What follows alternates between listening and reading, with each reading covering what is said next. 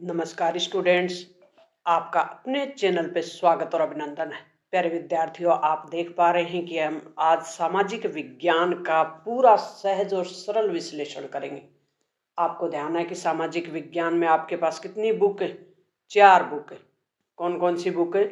इतिहास, भूगोल, राजनीति विज्ञान और अर्थशास्त्र। ये 4 बुक है और इन 4 बुकों को हम बहुत कम समय में अब पूरा समेटने वाले हैं और सरल और सहज होकर समझने वाले हैं। अब तक अगर आपने सामाजिक विज्ञान किसी कारण से नहीं पढ़ी तो भी आप बहुत अच्छे मार्क्स लाने वाले हो। और सामाजिक विज्ञान के प्रति जो आपको बहुत हार्ड लग रही है ना, डरावनी लग रही है कि 4 किताबें कैसे पढ़े, 4 किताबों में से कुछ भी याद नहीं है, तो प्यारे विद्यार्थियों अब देखो आपको कैसे याद होता है और बहुत ही सरल और सहज तरीके से हम पढ़ने वाले हैं। जैसे इतिहास में अपने ये चैप्टर है, यूरोप में राष्ट्रवाद पढ़ेंगे हम, भारत में राष्ट्रवाद पढ़ेंगे और भूमंडलीकृत विश्व का बनना पढ़ेंगे, औद्योगिकरण का युग पढ़ेंगे।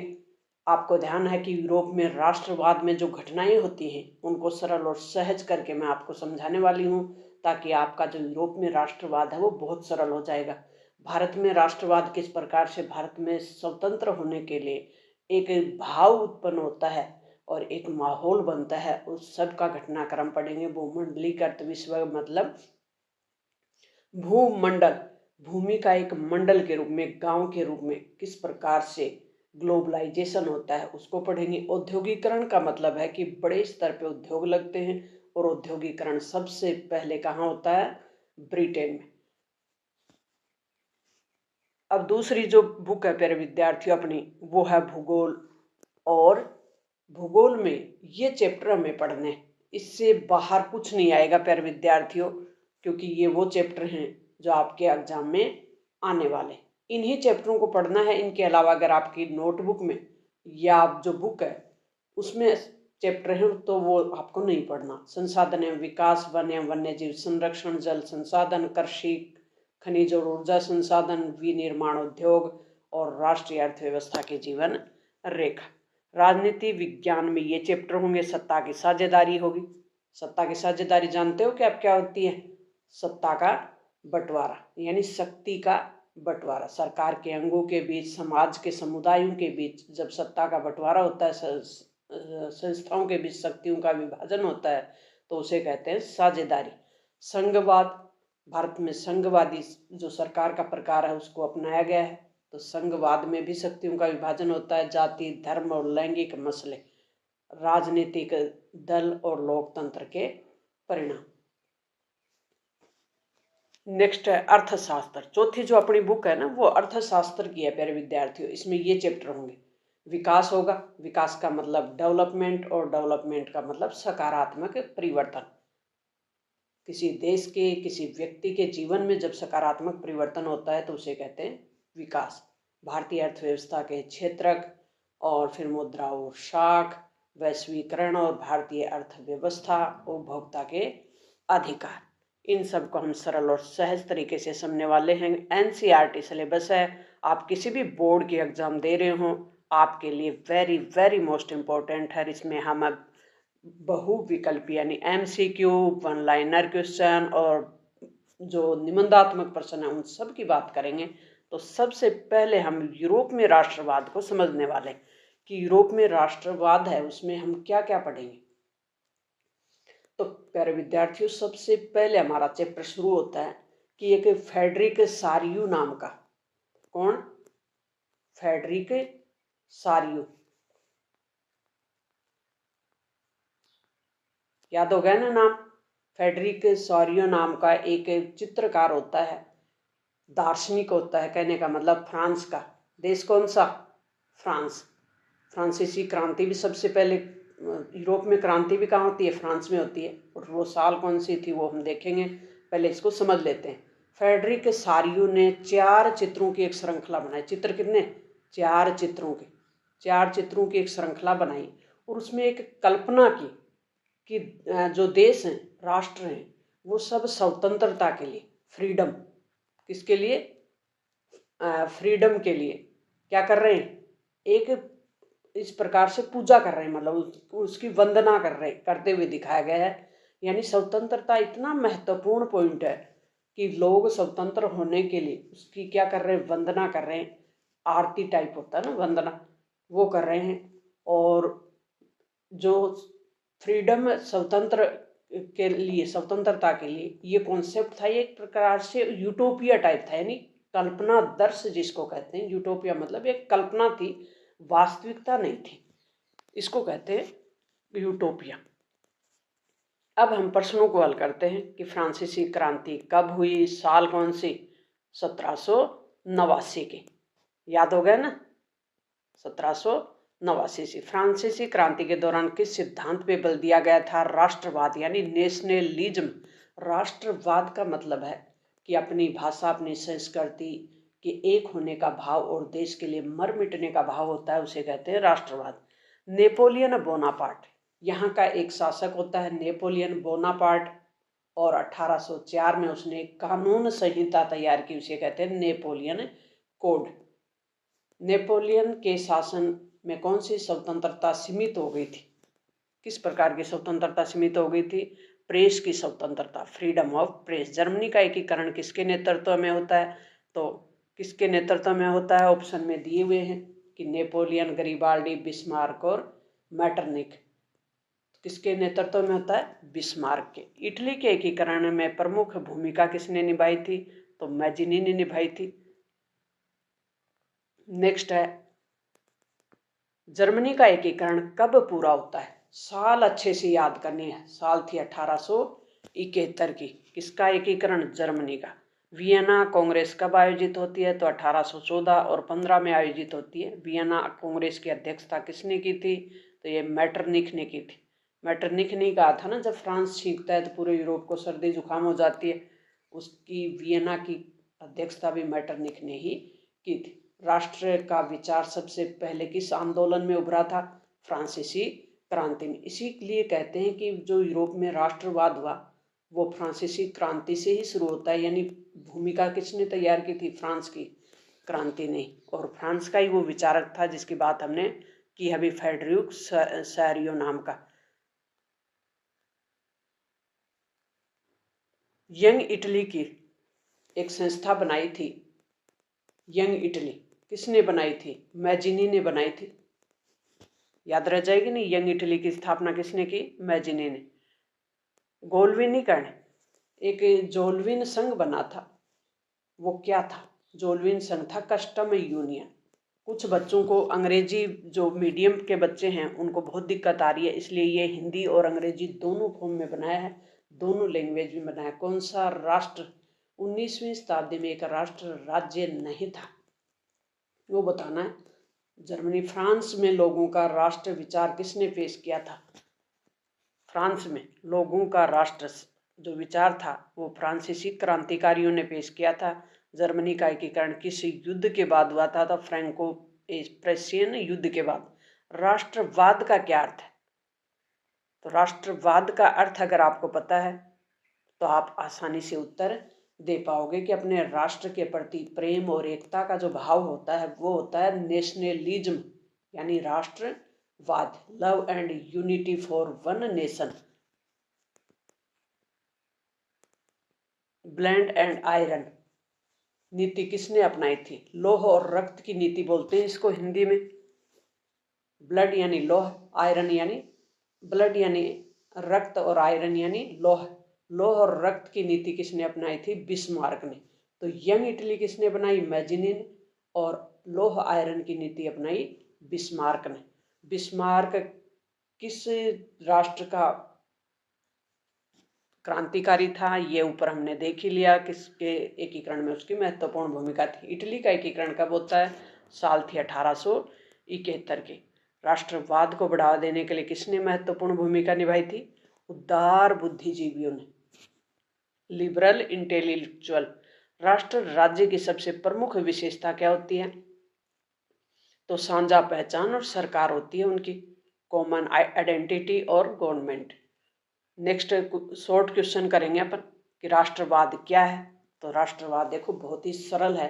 राष्ट्रवाद वो भावना है, क्या है?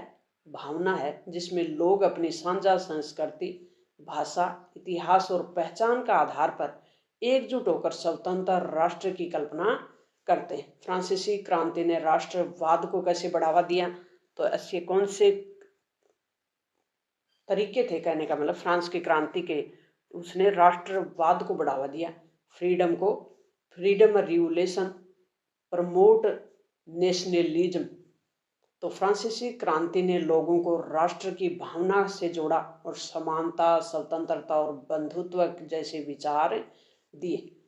तो इनको अंग्रेजी में कहते हैं idea of nation, speed idea, liberty, equality and fraternity.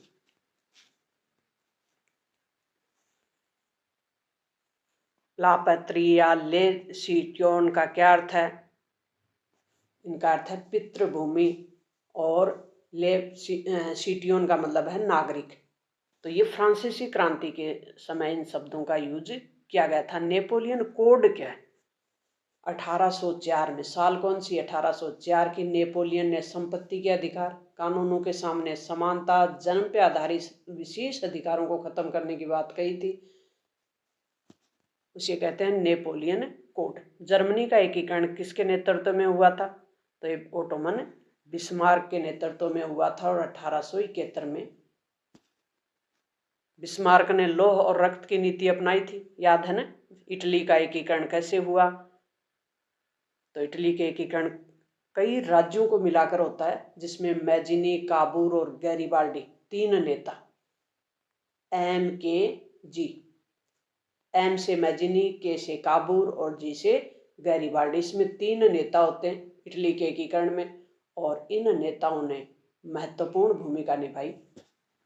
Next है वियना कांग्रेस का उद्देश्य क्या था? तो 1815 में हुई वियना कांग्रेस का उद्देश्य था शांति की स्थापना करना और नेपोलियन की पराजय के बाद पुराने शासकों को बहाल करना। ये था वियना कांग्रेस का उद्देश्य। साल थी 1815 की। मैजिनी कौन था? तो मैजिनी इटली का क्रांतिकारी था, जिसने यंग इटली नामक एक संस्था बनाई थी। जर्मनी जो एक कस्टम यूनियन था, कस्टम यानी सीमा पे जो टैक्स लगता है, व्यवसायिक संघ जिसको कहते हैं, जिसने अलग अलग राज्यों के बीच व्यापार को आसान बनाया और आर्थिक एकता बढ़ाने के लिए काम किया था, जिवेलियन संघ ने।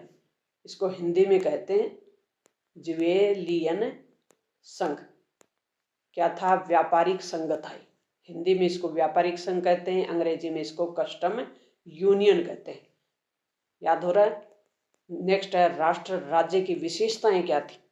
एक राष्ट्र राज्य, साझा सरकार, एक समान कानून प्रणाली और सांस्कृतिक एकता होती है, उसे कहते हैं राष्ट्र। रोमानीवाद क्या है? वेरी मोस्ट इंपॉर्टेंट ही पर्सन आपके लिए सेलेक्ट किए गए कि व्हाट इज रोमानिटिज्म। तो यह है रोमानीवाद, हिंदी में इसको कहते हैं रोमानीवाद। 19वीं शताब्दी की एक सांस्कृतिक और बौद्धिक आंदोलन था। क्या था?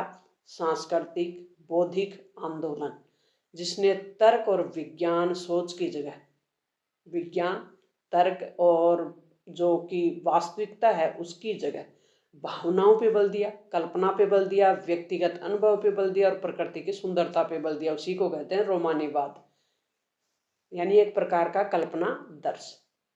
यह आंदोलन राष्ट्रवाद को बढ़ावा देने में महत्वपूर्ण रहा, क्योंकि इसमें लोक परंपराओं, लोक संगीत, लोक कथा और भाषा को महत्व दिया गया था। क्योंकि जो परंपराएं हैं उनके आधार पर लोग ज़्यादा इकट्ठे होते हैं, परंपराओं से लोग ज़्यादा जुड़ते हैं, संगीत से लोक जो संगीत होता है ना, लोकल संगीत, उससे ज़्यादा जुड़ते हैं, लोक कथाओं से लोग ज़्यादा एक होते हैं।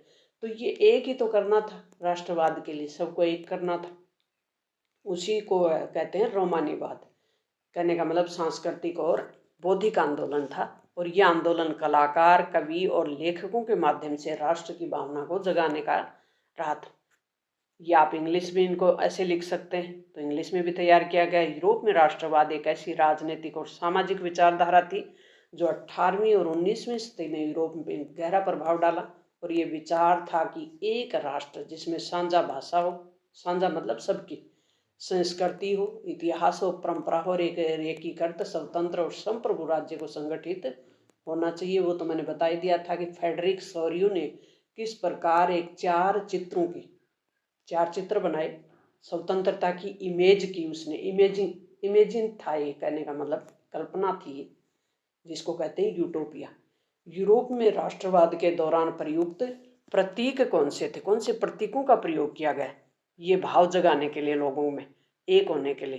तो ये था, एक तो राष्ट्रीय ध्वज, झंडा जो गर्व का प्रतीक बनाया गया, एक राष्ट्रगान जो कि देश की एक पहचान और भावना को दर्शाने के लिए बनाया गया, एक राष्ट्रभाषा जो कि उनकी सांस्कृतिक एकता को दर्शाती थी, लोक परंपरा और लोक गीत जो कि फोल्क ट्रेडिशन होता है ना, फोल्क सॉन्ग होते हैं, इनके माध्यम से लोग ज़्यादा एक होते हैं। तो इनको रोमानी कला, राष्ट्रवाद की भावना को चित्रों और कलाकृतियों के माध्यम से प्रकट किया गया। स्त्री रूपी प्रतीक भी तैयार किए गए। स्त्री रूपी प्रतीक कैसे? जैसे फ्रांस की महिला को, जो कि मारियान, अच्छे से याद करना ये नाम आपको, मारियान कौन थी? फ्रांस की महिला प्रतीक थी, जो स्वतंत्रता गणराज्य का प्रतिनिधित्व कर रही थी। आगे बात ध्यान में, जर्मनी की प्रतीक जर्मेनिया थी, जिसके हाथ में तलवार, मुकुट और काले लाल सुंदर झंडे के साथ महिला के रूप में चित्रित किया गया था। वो कौन थी? जर्मेनिया। नेक्स्ट है ताज, संप्रभुता और स्वतंत्रता का प्रतीक बनाया गया था। जंजीरें, टूटती हुई जंजीरें स्वतंत्रता का प्रतीक के रूप में दिखाई गई, गुलामी दमन का प्रतीक के रूप में। तो टूटती हुई जंजीरें किसका प्रतीक थी? स्वतंत्रता की, आज़ादी की। खुले आकाश के नीचे खड़ी महिला किसका प्रतीक थी? नई शुरुआत और आज़ादी के प्रतीक के रूप में।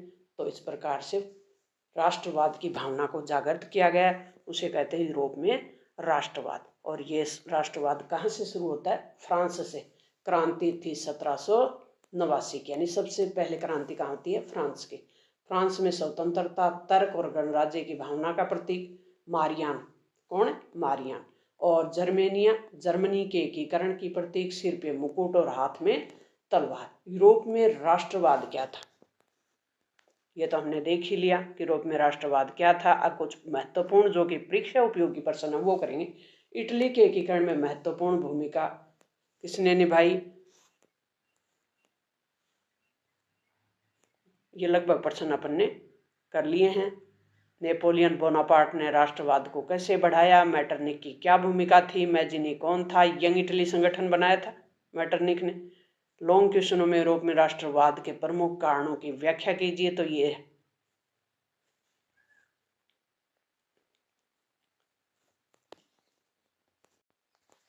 अब जिस जिवेलियन संघ की हमने बात की थी कि जिवेलियन संघ क्या है, वो बना कब था?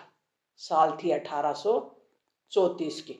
जिवेलियन संघ एक कस्टम संघ था, व्यापारिक संघ था, कस्टम यूनियन था। यंग इटली आंदोलन की स्थापना किसने की थी वो बताना है। तब तो आप उत्तर दे सकते हो कि यंग इटली की स्थापना किसने की थी? मैजिनी ने की थी कि गैरिबाल्डी ने, काबूर। ये आपके अभ्यास के लिए प्रश्न है। ब्रिटेन में राष्ट्रवाद अन्य यूरोपीय देशों से भिन्न कैसे था?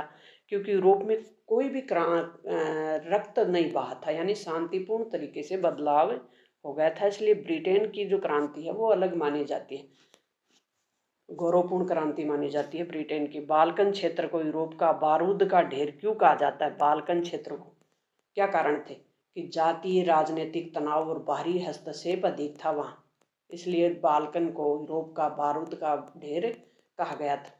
नेक्स्ट है ज्वेलियन संघ क्या था? तो ये हमने देख ही लिया कि जर्मन राज्यों के आर्थिक एकीकरण के लिए स्थापित एक कस्टम यूनियन था।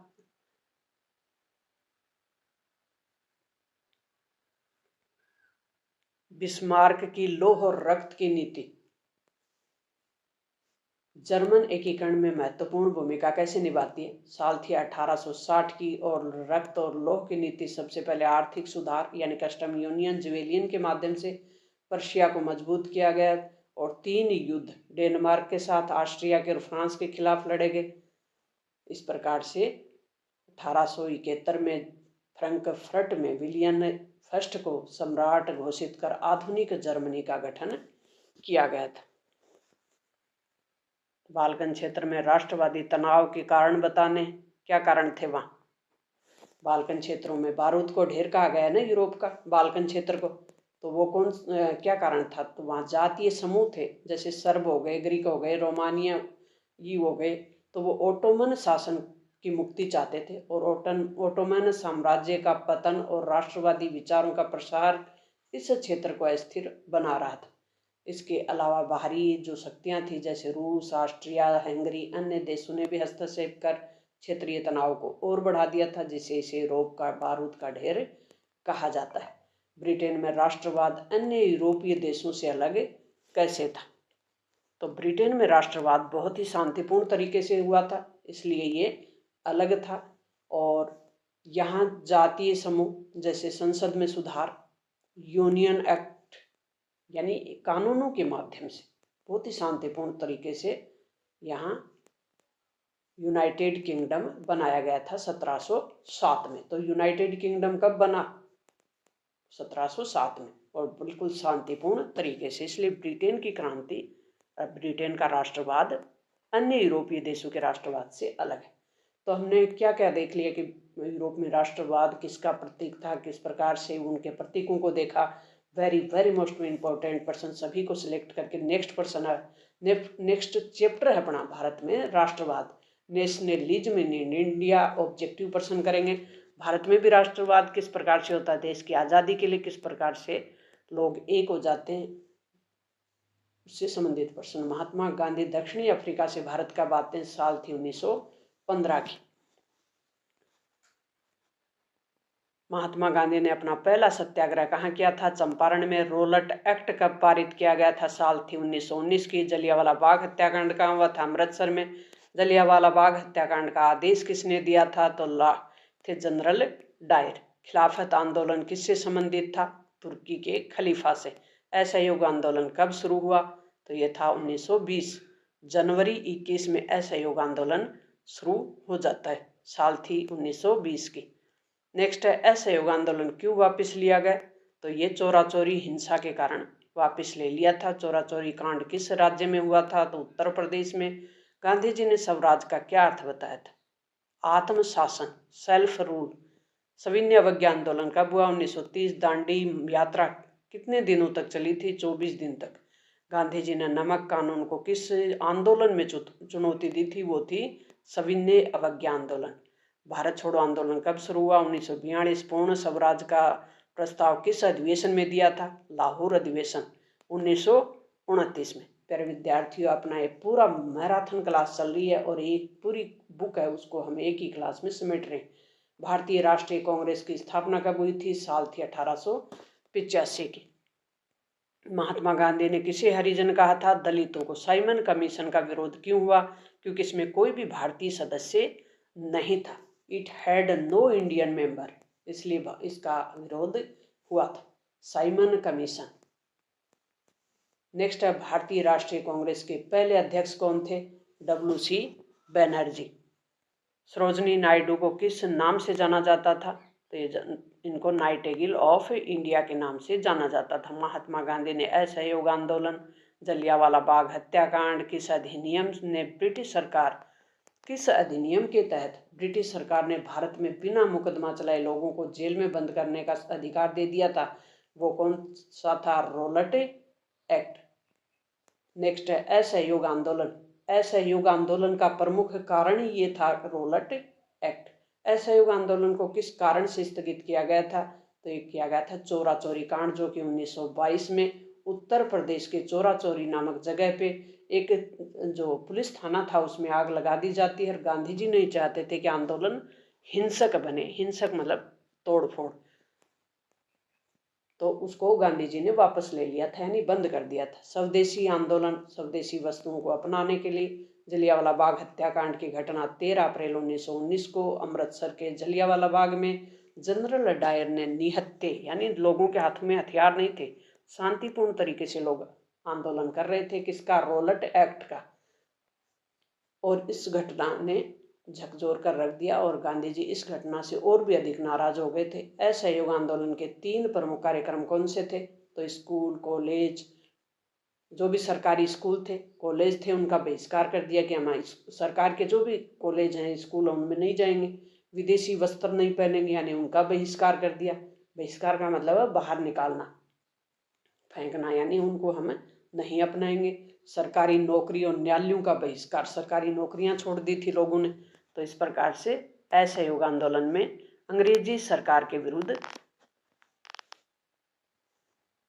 नेक्स्ट है खिलाफत आंदोलन। ये आंदोलन मुस्लिम समुदाय द्वारा खलीफा के समर्थन, यानी खलीफा तुर्की का शासक था, उसके खिलाफ महात्मा गांधी ने असहयोग आंदोलन के साथ ही इस आंदोलन को जोड़ा था ताकि हिंदू मुस्लिम एकता और राष्ट्रीय एकता को बल मिले।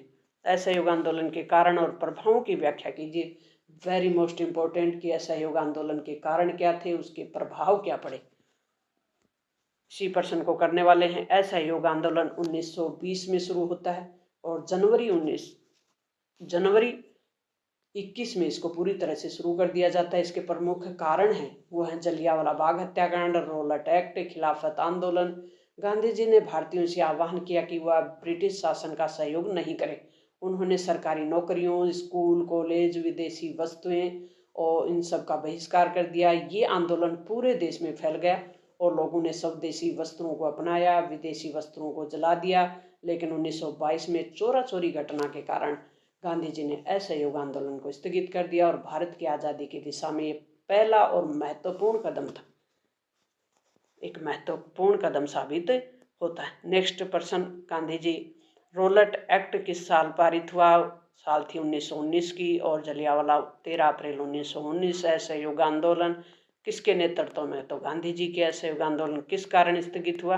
देख ही लिया, खलीफा के विरुद्ध चला जा रहा आंदोलन था खिलाफत आंदोलन।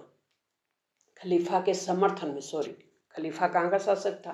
तुर्की का। और खलीफा के समर्थन में चलाया जा रहा था आंदोलन, वो था खलीफा, और चला रहे थे अली बंधु। भारत में अली बंधु चला रहे थे और गांधी जी ने इसको असहयोग आंदोलन के साथ शामिल कर लिया था ताकि हिंदू मुस्लिम और राष्ट्रीय एकता का एक मैसेज जाए। स्वराज का अर्थ गांधी जी ने आत्मशासन, आत्मनिर्भरता का शासन। गांधी इरविन समझौता साल थी 1931 की। नमक कानून किसके विरोध में दांडी यात्रा की गई थी? तो नमक कर के, यानी टैक्स के। दांडी यात्रा की शुरुआत कहाँ से? साबरमती आश्रम से की गई थी। साबरमती कहाँ है? गुजरात में। सविनय अवज्ञा आंदोलन की शुरुआत कहाँ से हुई, कब हुई? 1930 में हुई। किसान मजदूर और इसका प्रभाव क्या पड़ा? किसानों पे, मजदूरों पे आंदोलन का प्रभाव क्या पड़ा? असहयोग आंदोलन में भाग लेने वाले सबसे अधिक वर्ग के लोग कौन थे? वो थे किसान। किस आंदोलन में नो टैक्स अभियान चलाया गया था? सविनय अवज्ञा में, कि टैक्स नहीं देंगे हम। भारत छोड़ो आंदोलन कब हुआ? 1942 में। स्वदेशी भारतीय उत्पादों को अपनाना। स्वदेशी का मतलब है कि हम अपने ही उत्पादों को, यानी भारत में बने हुए उत्पादों को ही अपनाएंगे। किस अधिनियम के खिलाफ भारत व्यापी या राष्ट्रव्यापी रोलट एक्ट के विरुद्ध हड़ताल हुई थी? गांधी जी ने नमक सत्याग्रह के लिए किस तट की यात्रा की? गुजरात का जो दांडी तट है। साइमन वापस जाओ, साइमन गो बैक के नारे कब लगे थे? साल थी 1928 में, क्योंकि साइमन कमीशन 1928 में भारत आया था। पूर्ण स्वराज की मांग किस अधिवेशन में की गई थी? लाहौर अधिवेशन में।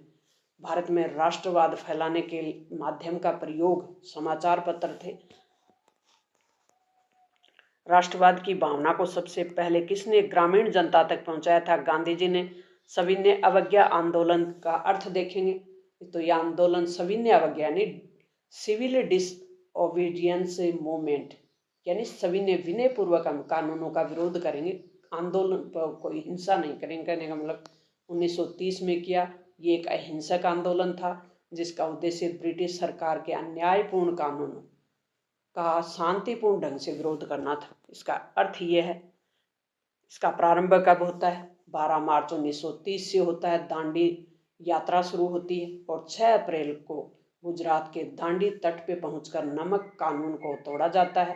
ब्रिटिश कानून बोलते हैं इसको, नमक कानून को, क्योंकि उस समय भारत ब्रिटेन का गुलाम था और ब्रिटेन ने ही ये कानून बनाया था। उद्देश्य क्या था? ब्रिटिश सरकार के अन्यायपूर्ण कानूनों का विरोध करना।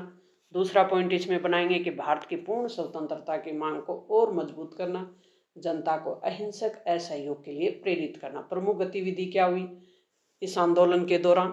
नमक कानून का उल्लंघन किया। किसका किया? नमक कानून का। करों को, जैसे नमक कर, भूमि कर को भी इसमें, नमक कर तो मैन था ही, भूमिकर को भी इसमें शामिल कर लिया, उसका बहिष्कार कर दिया, विदेशी वस्तुओं शराब का बहिष्कार किया, सरकारी संस्थाओं का बहिष्कार किया, स्वदेशी वस्तुओं का प्रचार किया।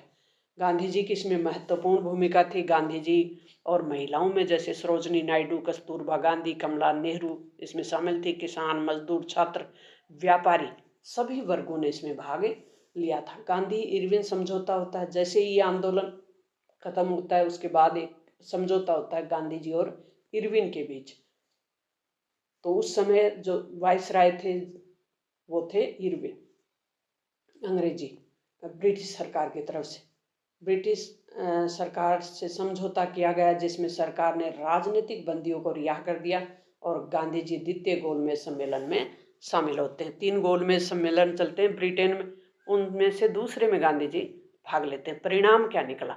आंदोलन ने जनता का राजनीतिक रूप बनाया, यानी इसे जागरूक किया। पहली बार थी जब आम जनता सीधे स्वतंत्रता संग्राम से जुड़ी थी। ब्रिटिश सरकार को भारतीय जनशक्ति और अहिंसा की ताकत का एहसास हुआ। आंदोलन ने आज़ादी की मांग की और अधिक व्यापक रूप भी बना दिया कि अब हमें आज़ादी की जरूरत है। लोगों को जागरूक ज़्यादा किया इस आंदोलन।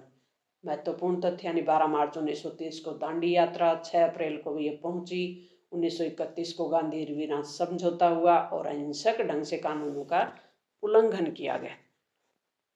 इससे संबंधित महत्वपूर्ण प्रश्न जो कि बोर्ड के उपयोगी हैं और उन प्रश्नों को आप अच्छे से देख सकते हैं कि भारत में राष्ट्रवाद के उदय के प्रमुख कारण क्या थे। तो भारत में राष्ट्रवाद का उदय क्यों हुआ? इसके उदय के प्रमुख कारण थे सामाजिक, राजनीतिक, आर्थिक और सांस्कृतिक क्षेत्रों से जुड़े हुए। इसमें ब्रिटिश शासन की पहली नीतियां, इनको क्रमबद्ध करेंगे, पॉइंट बनाएंगे कि ब्रिटिश शासन की कुछ ऐसी नीतियां थी जिससे लोग बहुत नाराज थे, यानी इनकी शोषणकारी और आर्थिक नीतियां थी जिसके कारण जनता नाराज थी। तो ब्रिटिश शासन की नीतियां, भेदभावपूर्ण प्रशासन, ब्रिटिश सरकार भारतीयों से ऊंचा अपने अधिकारियों को मानते थे, तो इसलिए भारतीय जो नागरिक थे, जो अधिकारी थे, उनमें असंतोष था। प्रशासनिक एकीकरण, नेक्स्ट है पश्चिमी शिक्षा भी लोगों तक पहुंचनी शुरू हो गई थी और आधुनिक सोच, जैसे राजा राम मोहन राय, ईश्वरचंद विद्यासागर, दयानंद सरस्वती जैसे समाज सुधारकों ने भी समाज को जागरूक किया और स्वतंत्रता की अलख जगाई, यानी राष्ट्रवाद की अलख जगाई। भारतीय प्रेस और साहित्य ने भी अपना योगदान दिया, जैसे समाचार पत्र, पत्रिकाएं, साहित्य ने राष्ट्रवाद को व्यापक जन समर्थन दिया। जैसे केसरी बाल गंगाधर तिलक निकालते थे, अमर उजाला, हिंदू आदि। भारतीय राष्ट्रीय कांग्रेस की स्थापना 1885 में एक मंच मिला जहां भारतीय नेता अपने विचार रखते थे। धीरे धीरे कांग्रेस एक राष्ट्रवादी आंदोलन शुरू कर देती है। आर्थिक बहाली और सांस्कृतिक पुनर्जागरण का भी इसमें बहुत बड़ा रोल था। भारत के गौरवशाली जो भी अतीत है, संस्कृति है, उनकी जानकारी लोगों तक पहुंची और गौरव गाथाएं सुनाई गई लोगों को, जिसमें स्वामी विवेकानंद, बंकिम चंद्र चट्टोपाध्याय, इन्होंने भी जो कि वंदे मातरम लिखा, रविंद्रनाथ टैगोर जैसे विचारकों का इसमें महत्वपूर्ण योगदान था। कुछ घटनाएं भी हुई, जैसे 1857 का विद्रोह भी पहली क्रांति के रूप में सामने आया था, लोग एकजुट हुए। और बंगाल में विभाजन भी उस समय, फूट डालो राज करो की नीति के कारण राष्ट्रवाद जो है वो और ज्यादा तीव्र हो जाता है। विश्व में भी उस समय घटनाएं हो रही थी, जैसे जापान की रूस पर जीत। जापान एक बहुत छोटा देश था, रूस एक बड़ा देश था और रूस पर जापान की विजय होती है। तुर्की में राष्ट्रवाद का उदय होता है। भारतीयों को भी इससे सीखने को मिलता है और स्वतंत्रता के प्रति एक विचार उभर कर आता है। भूमंडलीकरण युग यानी making of a global world, ये क्या है इसको देखेंगे कि औपनिवेशिक युग क्या होता है। जब देश अन्य देश के गुलाम थे, कमजोर देशों के क्षेत्र, राजनीतिक, आर्थिक, सामाजिक, सांस्कृतिक जो भी नियंत्रण था वो स्थापित हो गया था। इस युग में उपनिवेशवादी शक्तियां जैसे ब्रिटेन, फ्रांस, पुर्तगाल, नीदरलैंड, इनका अन्य देशों पे कब्जा था और ये देश इन्हीं के अधीन थे। भूमंडलीकरण विश्व का मतलब होता है जब दुनिया देश में आपस में व्यापार, संचार, संस्कृति और विचार लोगों के आपस में जुड़ते हैं, तो उसे कहते हैं भूमंडलीकरण विश्व का बनना। इसका मतलब यही है कि आपस में व्यापार शुरू हुआ, संचार सुविधाएं शुरू हुई, तकनीक आई, संस्कृति बदली, एक दूसरे की संस्कृतियाँ, विचार एक दूसरे से ट्रांसफर हुए। गिरमिटिया कौन थे, इसको समझेंगे। गिरमिटिया कौन थे? तो गिरमिटिया एक एग्रीमेंट था, एक प्रकार का कानून था जो ब्रिटिश सरकार लेके आई थी और भारत से हजारों मजदूरों को अनुबंधित श्रमिक, कॉन्ट्रैक्ट लेबर के रूप में अन्य देशों में जैसे गन्ना, चाय और अन्य बागानों में काम करने के लिए दक्षिणी Africa, Fiji, Mauritius, Trinidad, Suriname आदि देशों में भेजे गए थे। और इसी को कहते हैं गिरमिटिया कानून। और इस कानून के तहत जो मजदूर भेजे गए उन मजदूरों को कहा गया, अनुबंधित श्रमिकों को कहा गया गिरमिटिया श्रमिक। याद हो गया। और इन मजदूरों को एक अनुबंध पे हस्ताक्षर करके भेज दिया जाता था 3 से 5 साल के लिए। और ये विभिन्न करने की शर्त होती थी काम करने की। बेहद कठिन परिस्थितियों में इन मजदूरों को वहाँ भेजा जाता था और बहुत कम मजदूरी दी जाती थी, यानी एक प्रकार से इनके साथ अत्याचार होता था। गांधी जी खुद दक्षिणी अफ्रीका गए और गिरमिटिया मजदूरों के अधिकारों के लिए ये लड़े थे। इसलिए इस चैप्टर में ये प्रसिद्ध है कि गिरमिटिया कौन होते थे। गिरमिटिया एक कानून के तहत भेजे हुए श्रमिक थे। याद हो गया ना। इसको आप इंग्लिश में ऐसे सीख सकते हैं। पूरी PDF आपको मिलेगी। सिल्क रूट क्या था? सिल्क रूट रेशम मार्ग, सिल्क को अंग्रेजी में कहते हैं और इसको हिंदी में कहते हैं रेशम। तो जिस मार्ग से, जिस प्राचीन मार्ग से या प्राचीन व्यापार मार्ग से चीन की जो रेशम है, एशिया की, कहने का मतलब चीन है एशिया में, और ये यूरोप और अफ्रीका के विभिन्न हिस्सों में जाता था, उसी को रेशम मार्ग कहा गया। तो ये यूरोप तक जाता था। ये मार्ग व्यापार का एक प्रमुख प्रसिद्ध मार्ग था, इसलिए इसको रेशम मार्ग कहा गया। कहाँ से गुजरता था? चीन, भारत, मध्य एशिया, फारस, अरब देश, यूरोप। किन वस्तुओं का व्यापार होता था? एक तो सिल्क जो कि रेशम, मसाले भी जाते थे, चाय भी जाती थी, कीमती पत्थर भी जाते थे, चीनी मिट्टी भी जाती थी और कागज और हथियार भी जाते थे। इस मार्ग का महत्व क्या था? इससे व्यापार के साथ साथ संस्कृति, धर्म, जैसे बौद्ध धर्म फैला, विचार और तकनीक का आदान प्रदान हुआ, विचार भी ट्रांसफर हुए। ये पूर्व और पश्चिम के बीच संपर्क का प्रमुख माध्यम है। पूर्व यानी एशिया, पश्चिम यानी यूरोप तक के बीच का एक प्रमुख मार्ग था। इसको इंग्लिश में ऐसे सीख सकते हैं प्यारे विद्यार्थियों। इंग्लिश में भी साथ साथ है, क्योंकि इंग्लिश के बच्चों को बहुत दिक्कत होती है। प्रारंभिक वैश्विक दुनिया का निर्माण 19वीं सदी में, इसमें हम ये पॉइंट पढ़ेंगे। सिल्क रूट का मुख्य किस लिए प्रसिद्ध है, यानी सिल्क रूट किसके लिए प्रसिद्ध था? चीनी रेशम और मसालों के लिए। कोलंबस ने अमेरिका की खोज कब की? 1492 में। त्रिकोणीय व्यापार किन क्षेत्रों में होता था? अफ्रीका, अमेरिका और यूरोप के बीच। किस फसल ने आयरलैंड में भयंकर अकाल का कारण बनी थी? आलू। आलू की फसल आयरलैंड में भयंकर अकाल का कारण बन गई थी। औपनिवेशिक भारत में कौन सी फसल क्रैश क्रॉप मानी जाती है? कपास। आयरलैंड में 1840 में, साल थी 1840 की, अकाल क्यों पड़ा? क्योंकि आलू की फसल बर्बाद हो गई थी, जिससे भयंकर भूखमरी फैली और लाखों लोग भूख से मर गए और पलायन कर भी गए। 19वीं पलायन का मतलब होता है उस जगह को छोड़ के चले जाना। 19वीं सदी में भारत में किस उद्योग को नुकसान हुआ? तो भारत में कपड़े उद्योग को बहुत नुकसान हुआ। क्यों?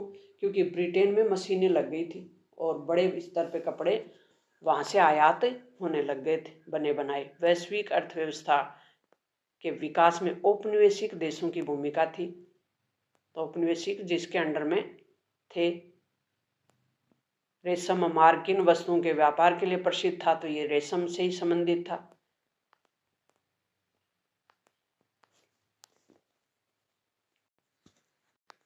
इस चैप्टर में हमें आर्थिक जो महामंदी थी, आर्थिक संकट था, उसके बारे में बात करेंगे। युद्ध और वैश्वीकरण के बारे में भी बात करेंगे।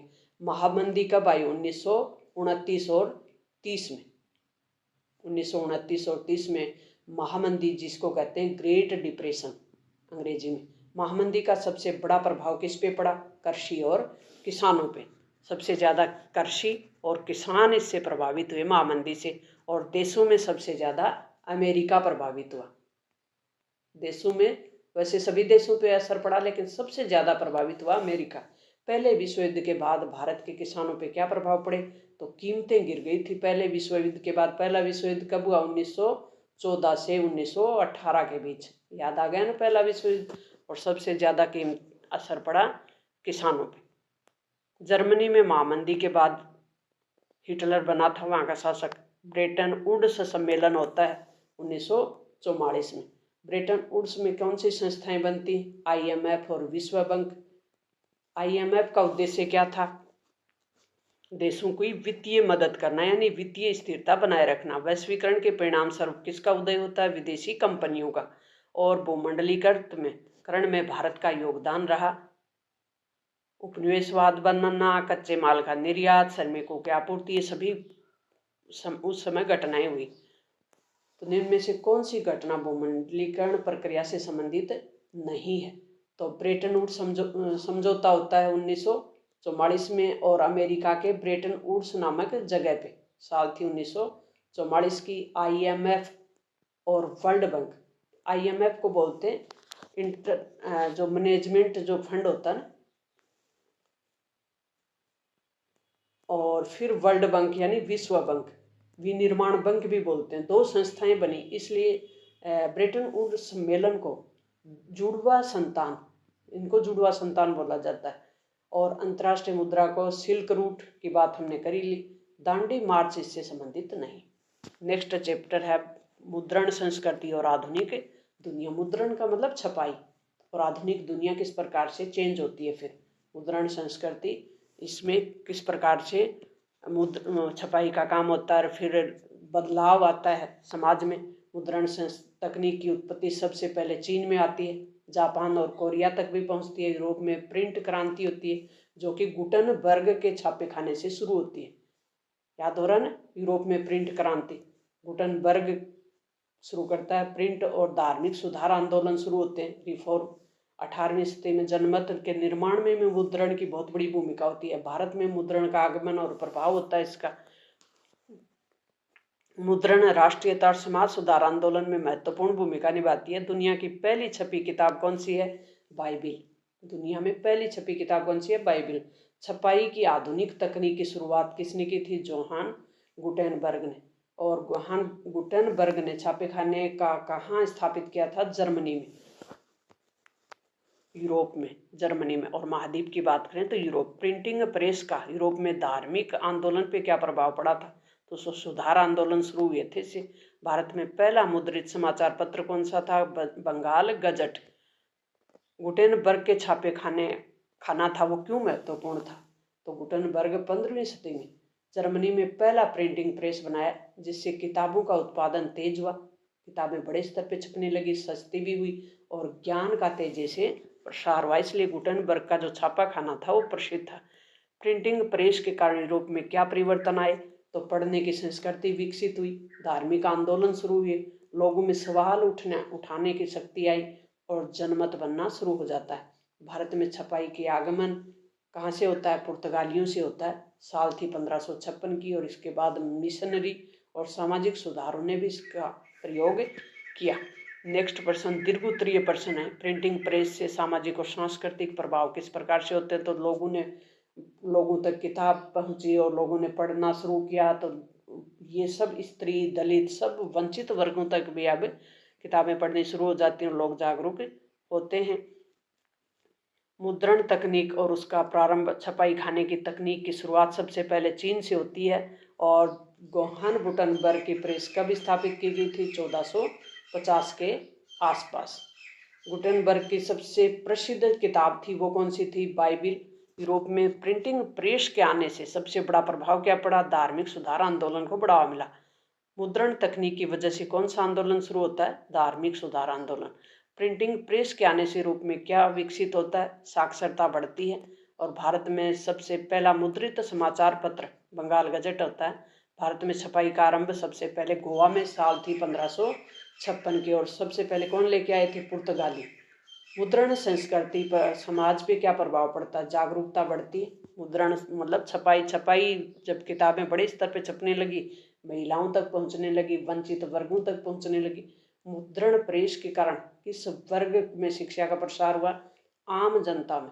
भारत में मुद्रण का प्रभाव, पुर्तगाली मिशनरी लेके आए थे भारत में, और कहाँ? गोवा। प्रिंटिंग प्रेस का उपयोग किस क्षेत्र में सबसे पहले हुआ? धर्म के क्षेत्र में सबसे पहले हुआ था। जागरूकता और प्रसार बढ़ी। किसने केसरी और मराठा जैसे समाचार पत्र निकाले थे? बाल गंगाधर तिलक ने। 19वीं सदी भारत में किस विषय पर पत्रिकाओं में बहस हुई? सामाजिक सुधार पे हुई। और प्रिंटिंग प्रेस यानी मुद्रण प्रेस ने किस आंदोलन को गति दी? असहयोग आंदोलन भी, भारतीय राष्ट्रीय कांग्रेस की स्थापना, सामाजिक सुधार आंदोलन, उपरोक्त सभी को मदद मिली। किसने भारत में पहली हिंदी की छपाई शुरू की थी? भारतेंदु हरिश्चंद्र ने। हिंदी की छपाई सबसे पहले भारतेंदु हरिश्चंद्र ने की थी। मुद्रण संस्कृति से जुड़ी संस्था भारत में स्थापित हुई, प्रेस परिषद। मुद्रण तकनीक की उपलब्धि कौन सी सामाजिक समस्या, अशिक्षा को दूर किया? मुद्रण संस्कृति ने किस वर्ग को सशक्त किया? महिला और वंचित वर्ग को। कैलियोग्राफी क्या है? कैलियोग्राफी सुंदर, सौंदर्यपूर्ण और कलात्मक ढंग से अक्षरों को लिखने की जो कला होती है उसको कहते हैं कैलियोग्राफी। याद हो गया ना? सुंदर लिखने की कला को कहते हैं कैलियोग्राफी, जिसमें सजावटी कला करने का मतलब। अब हमारी बुक भूगोल शुरू हो जाती है और भूगोल का पहला चैप्टर संसाधन और विकास। संसाधन क्या होते हैं? वे साधन जो मानव आवश्यकताओं की पूर्ति करते हैं उन्हें कहते हैं संसाधन। दूसरे चैप्टर में हम पढ़ेंगे वन्य जीव, जो वनों में रहते हैं उन जीव, और उन जीवों के लिए कब कब क्या अधिनियम बने, कब कैसे उनको बचाया जाए। जल संसाधन, संसाधन क्या है? जल संसाधन यानी पानी, रिसोर्स, वाटर रिसोर्स। कृषि, एग्रीकल्चर, खनिज और ऊर्जा संसाधन, ये मैप से संबंधित है। विनिर्माण उद्योग, मैन्युफैक्चरिंग इंडस्ट्री से संबंधित है। बहुत सरल चैप्टर है प्यारे विद्यार्थियों। संसाधन वे वस्तुएं हैं जो मानव की आवश्यकताओं को पूरा करें। अब संसाधनों के प्रकार देखेंगे इसमें। उत्पत्ति के आधार पर जैविक और अजैविक। जैविक का मतलब जिसमें जीवन हो, बायोटिक रिसोर्स, वनस्पति, पशु और मनुष्य। अजैविक हो गए जैसे जल हो गया, हवा हो गया, खनिज हो गया, धातुएं हो गई, जिसमें जीवन नहीं हो, वो अजैविक हो गए। नवीकरण के आधार पे नवीकरणीय संसाधन और अनवीकरणीय संसाधन। बच्चे परीक्षा में क्या करते हैं? नवीकरणीय को अनवीकरणीय और नवीकरणीय को अनवीकरण, इस प्रकार से आपस में मिला देते हैं। रिन्यूएबल यानी जिनको दोबारा बना सके, जैसे सौर ऊर्जा, पवन ऊर्जा और जल ऊर्जा। वन, ये कभी भी खत्म नहीं होंगे। वन और लगा देंगे, पेड़ कट गए तो और लगा देंगे। सौर ऊर्जा, सूर्य चमकते ही रहते हैं, बनती रहेगी, ये खत्म होने वाले नहीं है। लेकिन अनवीकरणीय ही वो खत्म होने वाले हैं, जो नॉन लग गया जिसके साथ, जैसे कोयला, पेट्रोलियम, प्राकृतिक गैस, खनिज, ये धरती के नीचे हैं और इनको बनने में बहुत साल लगते हैं और ये बहुत सीमित मात्रा में, इसलिए ये नॉन रिन्यूएबल है। कहने का मतलब प्रयोग की अवस्था के आधार पे संभाव्य, जो ज्ञात हों लेकिन उपयोग में नहीं लाए। विकसित, जो पूरी तरह से सर्वेक्षण उपयोग योग्य हैं। और भंडारित और आरक्षित, स्वामित्व के आधार पे व्यक्तिगत, सामुदायिक, राष्ट्रीय और अंतर्राष्ट्रीय। तो संसाधनों का अगर हम अंधाधुंध उपयोग करेंगे तो पर्यावरण संकट उत्पन्न होगा। सतत डेवलपमेंट क्या होता है? Sustainable development. तो आज की जरूरत पूरी करते हुए हम भविष्य की जरूरतों को सुरक्षित रखेंगे तो वो होगा सस्टेनेबल यानी सतत विकास। भारत में संसाधनों का असमान वितरण है, जैसे हर जगह समान नहीं है। भूमि क्षरण के निम्नीकरण के कारण क्या है? जैसे कटाव हो गए, वनों की कटाई हो गई, अति चराई हो गई, ये सब भूमि निम्नीकरण के कारण है। यानी भूमि निम्नीकरण का मतलब है, इसको कॉन्सेप्ट को क्लियर करते हुए, यानी रटे नहीं, कॉन्सेप्ट क्लियर करें। भूमि निम्नीकरण का मतलब क्या है? भूमि की उपजाऊपन कम हो जाए, उसको कहते हैं। जैसे मिट्टी कई प्रकार, जलोढ़, काली, लाल, लेटेराइट, मरुस्थली, पहाड़ी, ये मिट्टियाँ। मृदा संरक्षण के उपाय, जैसे टेरिस खेती करें, वृक्षारोपण करें, मल्चिंग करें, तो मृदा संरक्षण को हम रोक सकते हैं। तो संसाधनों का सबसे उपयुक्त उदाहरण कौन सा है? तो इसके आधार पर ये ऑब्जेक्टिव क्वेश्चन आंसर तैयार किए गए। सतत विकास को पढ़ेंगे हम। सतत विकास जो प्रश्न है ऊपर देख लिया वैसे तो हमने, वह विकास है जो वर्तमान की जरूरतों को पूरा करते हुए भविष्य की पीढ़ियों के लिए संसाधनों को नुकसान न पहुंचाएं, यानी उन पीढ़ियों के लिए, आने वाली पीढ़ियों को लिए भी बचा रहे। इस कॉन्सेप्ट के साथ काम करें, विकास करें। संसाधनों का वर्गीकरण, कर ही लिया। मिट्टी के संसारण, वनों की कटाई, काली मिट्टी कपास की खेती के लिए उपयुक्त होती है सबसे ज्यादा, और इससे बनने वाले महत्वपूर्ण प्रश्न। IUN क्या है? तो international union for conservation of nature, प्रकृति को बचाने के लिए अंतर्राष्ट्रीय स्तर की एक संस्था है, उसको कहते हैं IUCN। जैव विविधता, जीवों की विभिन्न प्रजातियों की विविधता को कहते हैं जैव विविधता। भारत में टाइगर रिजर्व के लिए 1973 में एक वन्य जीव अभ्यारण्य का नाम बताना है, तो आप सरिस्का अभ्यारण्य लिख सकते हैं। वन संसाधन का संरक्षण क्यों आवश्यक है? वनों से हमें ईंधन मिलता है, चारा मिलता है, लकड़ी मिलती है, औषधियाँ मिलती है। इनको नहीं बचाएंगे तो फिर ये कहाँ से आएंगी? तो वनों में मृदा अपरदन भी रुकता है, जलवायु का संतुलन भी बनता है, तो इसके लिए जरूरी है। चिपको आंदोलन 1970 के दशक में चला था और वनों को बचाने के लिए चला था। पेड़ों से चिपक के पेड़ों को बचाया गया था। सुंदरलाल बहुगुणा ने इसका नेतृत्व किया था। अभ्यारण्य और उद्यान में क्या अंतर है? तो अभ्यारण्य में सीमित मानव गतिविधियां संभव हैं, जबकि राष्ट्रीय उद्यान में पूरी तरह प्रतिबंधित होती। वनों की कटाई के कारण और उसके प्रभाव, तो आपको पता ही है क्या प्रभाव होंगे इसके। तो जैव विविधता संकट में आ जाएगी, वर्षा कम होगी, मिट्टी का जो क्षरण है, कटाव है, वो बढ़ जाएगा, और आदिवासी लोगों के समुदायों की जो जीविका है वो भी प्रभावित हो जाएगी। और वनों की कटाई होती किससे है? कृषि के विस्तार से, खनन से, बांध बनाने से, नगरीकरण से। प्रोजेक्ट टाइगर यानी बांधों की घटती हुई संख्या को रोकने के लिए चलाया गया था। साल थी 1973 के। वन और वन्य जीव संरक्षण।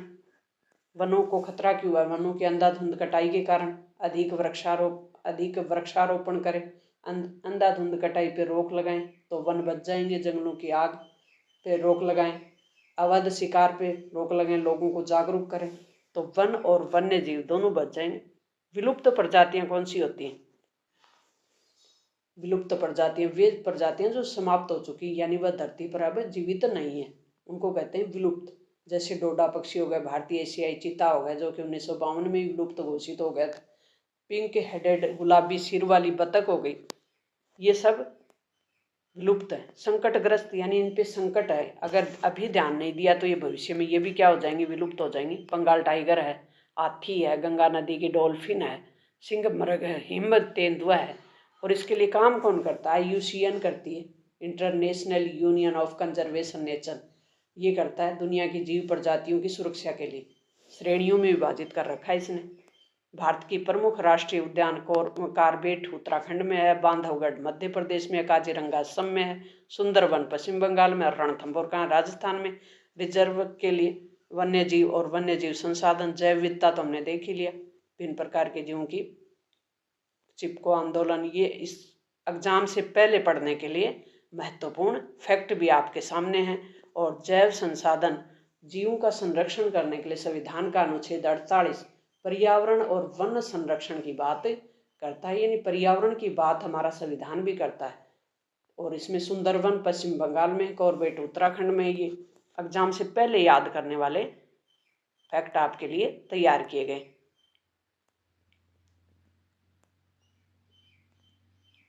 कावेरी जल विवाद किसके बीच है? कई राज्यों के बीच। वर्षा जल, नदी जल कहने का मतलब नदियों के जल को लेकर विवाद है, तो उसे कहते हैं नदी जल विवाद। तो जल किस प्रकार का संसाधन है? नवीकरणीय है। भारत में जल का वितरण असमान है, कहीं भी समान नहीं है, यानी सभी जगह पानी सेम नहीं है, कहीं कम है तो कहीं ज़्यादा है।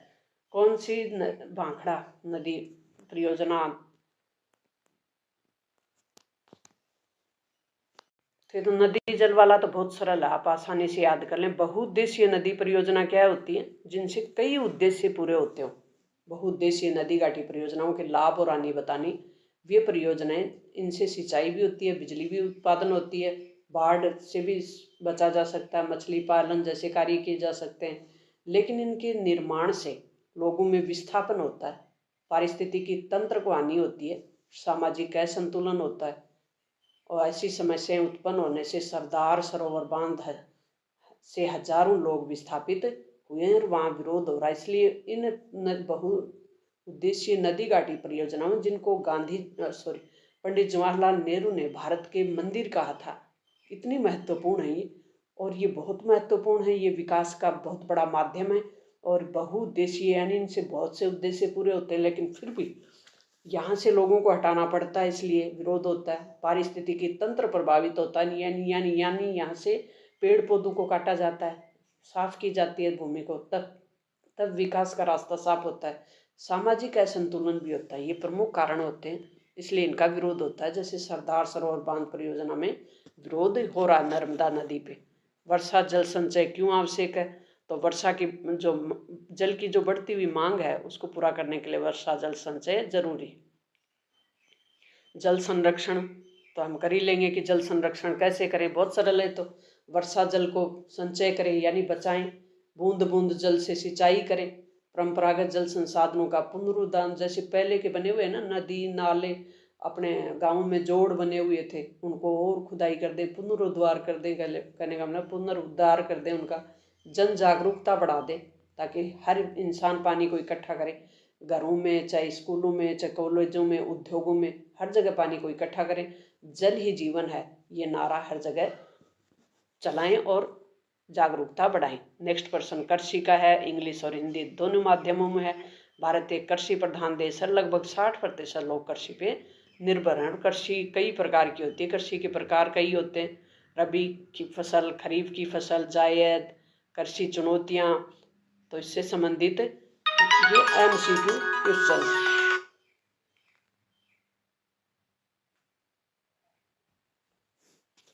दलहन फसल जो कि दाल बनती है, जैसे चना है, मूंग है, ये फसलें दलहन होती हैं। सबसे अधिक धान का मतलब होता है चावल, पश्चिमी बंगाल में होता है। कृषि बीमा का उद्देश्य क्या है? तो किसान को प्राकृतिक आपदाओं से बचाने के लिए जो एक बीमा होता है उसको कहते हैं कृषि बीमा। गन्ना उत्पादन में भारत का कौन सा स्थान है? तो दूसरा है। मिश्रित कृषि का क्या अर्थ होता है? फसल और पशुपालन, यानी फसल भी करें और पशु भी पालें। सबसे अधिक कपास उत्पादन कहाँ होता है? महाराष्ट्र और गुजरात में, क्योंकि यहाँ काली मिट्टी है। काजू किस प्रकार की फसल है? वृक्ष फसल है, ट्री क्रॉप। रबी की फसल बुआई कब होती है? सर्दियों में होती है, अक्टूबर नवंबर में। रबी जो कि गेहूं सरसों वाली फसल है। कृषि को समर्थन मूल्य निर्धारित होता है, भारत सरकार करती है। कौन सी खेती पूरी तरह मानसून पर निर्भर है? वर्षा आधारित खेती।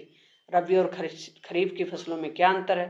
तो रबी की फसल सर्दी में बोई जाती है, खरीफ की फसल मानसून के समय बोई जाती है, जैसे धान, चावल, बाजरा ये होती है। जैविक खेती के क्या लाभ है? तो जैविक खेती को रसायन मुक्त खेती होती है, यहाँ केमिकल का यूज नहीं होता, प्राकृतिक साधनों का ही, प्राकृतिक खाद का ही प्रयोग किया जाता, पर्यावरण को हानि नहीं होती।